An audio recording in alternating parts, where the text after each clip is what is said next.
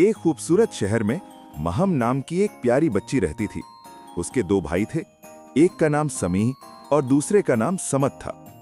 तीनों बहन भाई एक ही स्कूल में पढ़ते थे और रोज साथ जाते थे। महम बहुत ज़हीन और मेहनती थी, जबकि समीह शरारती मगर दिल का अच्छा था और समत खामोश और समझदार था।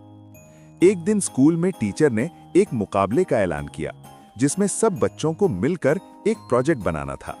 माहम ने कहा, हम तीनों मिलकर सबसे बेहतरीन प्रोजेक्ट बनाएंगे।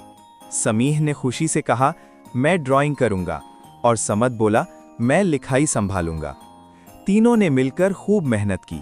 समीह ने खूबसूरत तस्वीरें बनाई, समत ने साफ और खूबसूरत लिखाई की और माहम ने सबको अच्छी तरह तरतीब दिया।